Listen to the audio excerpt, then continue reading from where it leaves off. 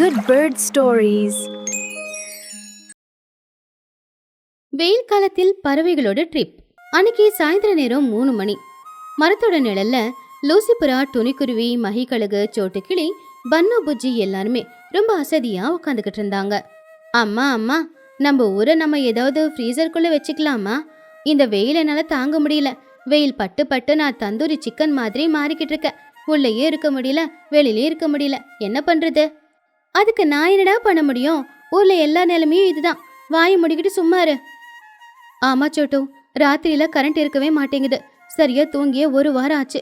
கண்ணெல்லாம் எரியுது. சரியா அப்பதான் சிச்சு காக்கா அதோட புள்ளையான சின்ன கூட தோல்ல ஏதோ ஒரு பேக மாட்டிக்கிட்டு அந்த இடத்துக்கு என்ட்ரி கொடுத்துச்சு. ஹாய் ஃப்ரெண்ட்ஸ், வெயில் தாங்க முடியலையா? எல்லாருக்கும் உடம்பெல்லாம் எரியுதா? உங்க கஷ்டத்தை போக்குறதுக்காகவே இந்த சிச்சு காக்கா ஒரு பம்பர் பிளானோட இங்க வந்திருக்கேன். என்ன சிச்சோ, ஏதாவது ஐஸ் ஃபேக்டரி வாங்கியிருக்கியா என்ன? இல்ல லூசி, நான் ஒரு நல்ல பிளானோட வந்திருக்கேன்.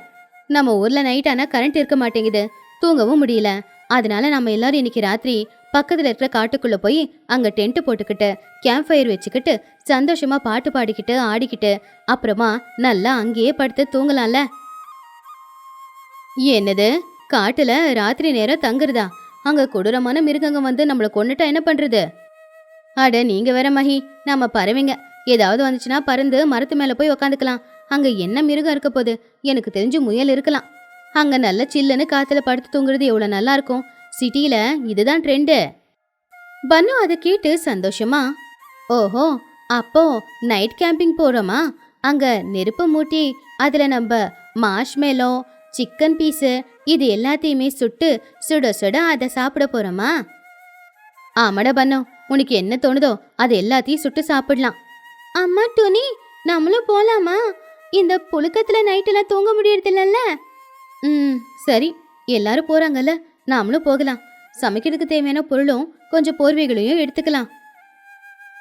அன்னைக்கு சாயந்தரம் 6 மணி.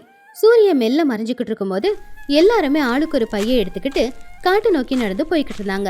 பன்னு மட்டும் அவனுடைய முதுகுல பெரிய மூட்டையை சுமந்துக்கிட்டு நடக்க முடியாம நடந்துகிட்டு இருந்தான். டேய் பன்னு, நீ ஒருத்த ஏன்டா அவ்வளவு பெரிய மூட்டையை கொண்டு வந்த? அதுல என்னடா இருக்கு? நாம போறது ஒரு ராத்திரிக்கு தாண்டா. அதை கேட்டு பன்னு, ஆமா, காட்டுக்கு போறோம். அங்க எப்ப என்ன நடக்கும்னு தெரியாது. அதான் 10 கிலோ அரிசி, ஒரு 2 கிலோ உருளைக்கிழங்கு, 10 பாக்கெட்டு மேகி, அப்படியே 5 லிட்டர் ஜூஸை வாங்கி வச்சிருக்கேம்மா. நமக்கு அங்க திடீர்னு தேவைப்படலாம். அதனால கஷ்டப்பட்டு நான் சுமந்து வந்துகிட்டு இருக்கேன். ஏண்டா, இது எல்லாத்தையும் ஒரு ராத்திரியில சாப்பிட போறியா? சாப்பிட முடியலன்னா வீட்டுக்கு திரும்ப கொண்டு வந்துருவேன் ஆண்டி.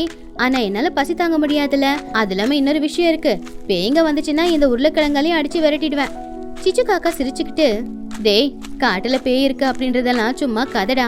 அப்படியே பேய் வந்தாலும் என்னோட ஃபேஸ பார்த்து பயந்து அதுங்களே ஓடி போயிடும். பேய்க்கெல்லாம் பேயிடானா? அது எங்களுக்கு தெரியும் சிச்சோ. உன் மேக்கப் இல்லாத ஃபேஸ பார்த்தா எல்லாரும் பயந்துதான் ஓடணும். எல்லாருமே சிரிச்சுக்கிட்டு காட்டுக்குள்ள என்ட்ரி கொடுத்தாங்க. அங்க பெரிய பெரிய மரங்கள் இருந்துச்சு. இருட்டாயிக்கிட்டே இருக்கிறதுனால காடு ரொம்ப அமைதியாவும் ரொம்ப பயங்கரமாவும் மாறிக்கிட்டு இருந்துச்சு.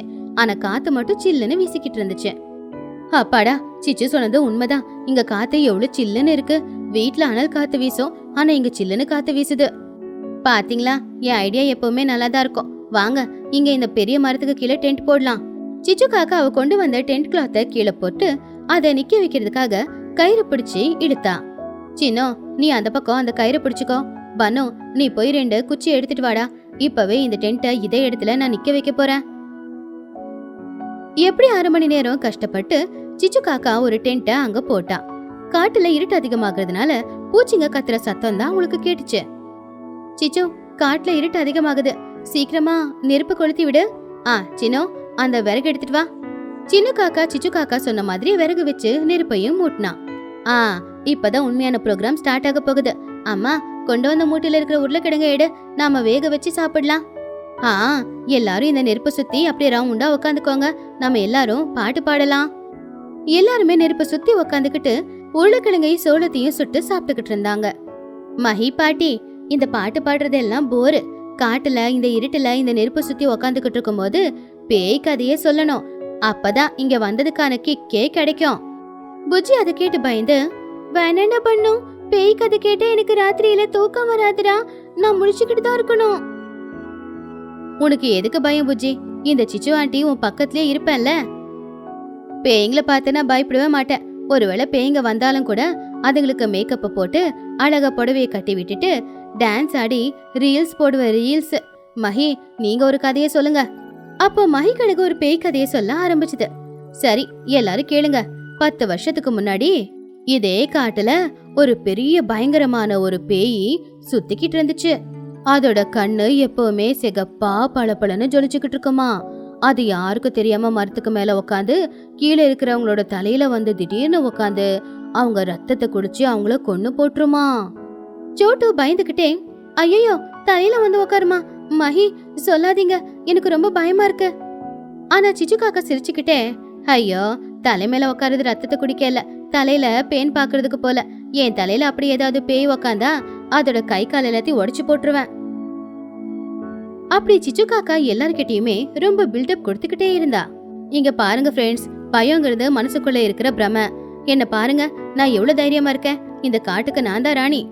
சரியா அதே நேரத்துல அந்த காட்டுல வாழ்ந்துகிட்டு இருக்கிற ஒரு பெரிய ஆந்த வேட்டைக்கு கிளம்புனதுனால அது நேரா வந்து சிச்சு காக்காவோட தலையில உக்காந்துக்குச்சு. ஆந்த வந்து தலையில உக்காந்ததும் அதோட நெகம் சிச்சு காக்காவோட தலையில குத்துச்சு. அதோட வெயிட்டுக்கு சிச்சு காக்காவோட கழுத்து கொஞ்சம் குனிஞ்சுது. ஆனா சிச்சுவுக்கு மேல என்ன இருக்குன்னு தெரியல. யாரோ என் தலையில உக்காந்துருக்காங்கன்றது மட்டும் தான் தெரிஞ்சுது. சிச்சு சத்தமா, டேய் சின்னோ, என்னடா எகிரி தலைமையில உக்காந்துக்கிட்டு இருக்க, கீழே இறங்கடா, வலிக்குது. சின்ன காக்கா பயந்து போய் சிச்சுவுக்கு முன்னாடி வந்து நின்னு, அம்மா நான் உன் தலையில இல்ல, உன் முன்னாடி நின்னுகிட்டு இருக்கிறேன் பாருமா. என்னது, நீ நீ எதிர்க்க இருக்க அப்படின்னா அப்போ என் தலையில உக்காந்துக்கிட்டு இருக்கிறது யாரு? சோட்டு, நீயா? சோட்டு அந்த ஆந்தையோட கண்ணை பார்த்து பேசக்கூட முடியாம, நான் இல்ல சிச்சு, உன் தலை மேல அது அப்படின்னு சொல்லி எல்லாரும் சிச்சுவை விட்டு தனியா போயிட்டாங்க. அப்பதான் அந்த ஆந்தை அதோட கண்ணை கீழே காட்டி மேல காட்டி சிகப்பா முறிச்சுது. அது மஹிகளோட கதையில வர அந்த பேயோட கண்ணு மாதிரி எல்லாருக்கும் தோணுச்சு. துணி சத்தமா பயந்துகிட்டே, ஐயோ பேய் பேய், மஹிகளுக்கு சொன்ன பேய் சிச்சுவோட தலையில உட்காந்துருக்கு, ரத்தத்தை குடிக்க போதா? ஆமா, அது ரத்தத்தை குடிக்கதான் உட்காந்துக்கிட்டு இருக்கு. அந்த நொடி எல்லாருமே அந்த நெருப்பை விட்டு ரொம்ப தூரமா ஓடியே போயிட்டாங்க. அன்னைக்கு ராத்திரி முழுக்க யாருக்குமே தூக்கம் வரல. அந்த பேயோட பயம் போயிடுச்சுனாலும் கூட அங்க இருக்கிற கொசு தொல்லைக்கும் பூச்சிகளோட சத்தத்துக்கும் யாருக்கும் தூக்கம் வரல. அடுத்த நாள் காலையில 6 மணிக்கு சூரியன் வெளியில வந்தான். ராத்திரி முழுக்க தூக்கம் இல்லாம எல்லாருடைய கண்ணும் உள்ள போயிடுச்சு. பன்னுவுக்கு கண்ணுக்கு கீழே கருவளையுமே வந்துருச்சு. சிச்சு, இன்னொரு தடவை இந்த மாதிரி நைட் பிளான் ஏதாவது போட்ட உனக்கு ஒன்னே போட்டுருவேன். தூக்கம் இல்லைனாலும் பரவாயில்ல, ஆனா வீட்டுல சேஃபா இருக்கலாம்ல. ஆமா, இங்க கொசு என் ரத்தத்தை எல்லாம் குடிச்சிருச்சு. பேய் குடிக்கலனாலும் கொசு எல்லாமே குடிச்சிருச்சு. சாரி ஃப்ரெண்ட்ஸ், பிளான் ஃபிளாப் ஆயிடுச்சே, வாங்க நம்ம வீட்டுக்கே போயிடலாம்.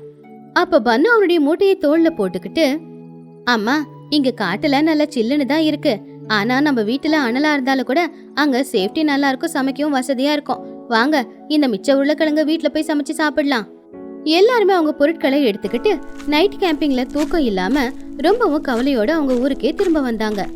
இந்த கதையில இருக்கிற நீதி என்னன்னா, ரொம்ப பில்டப் கொடுத்தா ஒரு சின்ன ஆந்த கூட பேய் மாதிரி தான் தெரியும். வெயில் காலம் கொஞ்சம் கஷ்டம்தான், ஆனா என்ன இருந்தாலும் நம்ம வீடு மாதிரி சேஃப்டி எதுவும் இருக்காது. துணியின் பால் வியாபாரம். துணிக்குருவி ரொம்பவும் கஷ்டப்பட்டு உழைக்கிறவ. அவகிட்ட ஒரு 5 பால் கறக்கிற மாடு இருந்துச்சு. காலையிலேயே எழுந்துருச்சு, மாடுங்களுக்கு புல்ல போட்டு மாடுங்களோட பாலை கறந்து அத அவருடைய பழைய சைக்கிள்ல வச்சு ஊருக்குள்ள கொண்டு போய் வித்து வாழ்ந்துகிட்டு இருந்தா. துணிக்கிட்ட பால் தரமாவும் ரொம்ப சுத்தமாவும் இருக்குன்றது ஊர்க்காரங்க நம்பிக்கை. ஒரு நாள் விடிய காலையில கோழி இன்னும் கூவ கூட இல்ல. ஆனா அதுக்குள்ள துணி எழுந்துருச்சு, மாட்டு கொட்டாவுக்கு போனா.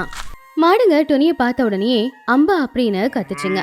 உடனே துணியும் சந்தோஷமா, good morning Gowri, good morning Lakshmi, எல்லாரும் எழுந்துறீங்க, இன்னைக்கு ஊருக்குள்ள ஒரு கல்யாணம், எக்ஸ்ட்ரா பால் வேணும், நமக்கு நிறைய வேலை இருக்கு.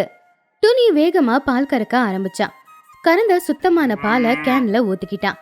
சைக்கிளுக்கு 2 பக்கமும் அந்த கேனை மாட்டி விட்டா. அப்பதான் புஜ்ஜி எழுந்திருச்சு வெளியில வந்தா. என்னம்மா அதுக்குள்ள கிளம்பிட்டியா? எனக்கு ஹார்லிக்ஸ் கொடுத்துட்டு போயேன். பால் காய்ச்சி வச்சிருக்கேன், பக்கத்துல ஹார்லிக்ஸ் இருக்கு, நீ கலந்துக்க புஜ்ஜி, ஸ்கூலுக்கு சீக்கிரம் ரெடியாகு. துணி சைக்கிளை எடுத்துக்கிட்டு பெல்ல ட்ரிங் ட்ரிங்னு அடிச்சுக்கிட்டு ஊருக்குள்ள போனா. முதல்ல அது சோட்டுவோட வீடு. சோட்டு பன்னு 2 பேருமே கேட் கிட்ட வெயிட் பண்ணிக்கிட்டு இருந்தாங்க. பன்னு கிட்ட ஒரு பெரிய கிண்ணம் இருந்துச்சு. என்ன சோட்டும், இன்னைக்கு சீக்கிரமா எந்திரிச்சிட்டியா? எந்திரிச்சு தானே ஆகணும். பன்னு சீக்கிரம் எழுந்திரிச்சு டீ டீன்னு கேட்டுக்கிட்டு இருக்கானே. ஆண்டி, இன்னைக்கு பால் நல்லா திக்கா இருக்கா இல்ல தண்ணியா இருக்கா? நான் பால்ல தண்ணியை கலக்க மாட்டேன். வேணும்னா லாக்டோமீட்டர் வச்சு நீ செக் பண்ணி பார்த்துக்கோ. இது சுத்தமான பால் தான். அப்படின்னா ஓகே. ஆனா ஆண்டி, எனக்கு ஒரு டவுட்டு. மாடுங்க சாப்பிட்றது பச்சை புல்லு, அப்போ பாலும் பச்சை கலர்ல தானே வரணும், ஏன் வெள்ளை கலர்ல வருது? துணிக்குருவி சிரிச்சுக்கிட்டே, அதுதாடா கடவுளோட மேஜிக்கு. நீ இட்லி சாப்பிட்றியே, நீ என்ன அந்த இட்லி மாதிரி ஆவறியா? இட்லி மாதிரி ஆகல, ஆனா கொஞ்சம் குண்டாவறேன்னு அம்மா சொன்னாங்க. சரி சரி, நாளைக்கு நீங்க மாடுங்களுக்கு ஸ்ட்ராபெரி கொடுங்க. அப்போ ஸ்ட்ரெயிட்டா ஸ்ட்ராபெரி மில்க் ஷேக்கே நமக்கு கிடைக்கும்ல. டேய், தேவையில்லாம பேசிக்கிட்டு போட உள்ள. துணி சிரிச்சுக்கிட்டே அங்கிருந்து கிளம்புனா. இப்படி எல்லாருடைய வீட்டுக்கும் பால் ஊத்திக்கிட்டே கடைசியில சிச்சுவோட வீட்டுக்கு போனா. காலையில 8 மணி ஆச்சு. ஆனா சிச்சு இன்னும் எழுந்திருக்க கூட இல்ல. துணி வெளியில இருந்து கத்த ஆரம்பிச்சா. சிச்சு சிச்சு, பால் வாங்கிக்கோ. அந்த சத்தத்தை கேட்டதுமே அப்படியே எழுந்திருச்சு கிச்சனுக்கு போய் ஒரு பாத்திரத்தை எடுத்துக்கிட்டு சிச்சு வெளியில வந்தா. இன்னும் அவளுக்கு தூக்க கலக்கம் போகவே இல்ல. என்ன துணி, அதுக்குள்ள விடிஞ்சிருச்சா? கோழி கூவுன சத்தமே கேட்கல. கோழி எழுந்திருச்சு கூவி பிரேக்ஃபாஸ்ட் சாப்பிட்டு மறுபடியும் படுத்துருச்சு. மணி 8. பால் வேணுமா வேணாமா? வேணும் வேணும், 6 லிட்டர் பால் கொடு. ஆனா துணி, ஒரு விஷயம். என்ன? துணி, வீட்ல இருந்து போர் அடிக்குது. பன்னுவுக்கு ஸ்கூல் ஃபீஸ் வேற கட்டணும். உன்கிட்ட ஏதாவது வேலை இருந்தா எனக்கு கொடுக்குறியா? துணி அதை கேட்ட ஆச்சரியமா, வேலையா? அதுவும் உனக்காச்சிச்சோ? நீ ஏன் சோம்பேறி? என் வேலையெல்லாம் ரொம்ப கஷ்டமான வேலை. அதை உன்னால செய்ய முடியுமா? மாட்டுக்கொட்டாவை கிளீன் பண்ணணும், பால் கறக்கணும், மாடுங்களுக்கு புல்லு போடணும். ஐயோ, பணம் தரேன்னா நான் எந்த வேலை வேணும்னாலும் செய்கிறேன் அப்படின்னு சொல்லிட்டு மனசுக்குள்ள மட்டும் நான் எங்கேருந்து வேலை செய்ய போறேன் அப்படின்னு நினச்சி, சொல்லுட்டு நீ சம்பளம் எவ்வளோ கொடுப்ப?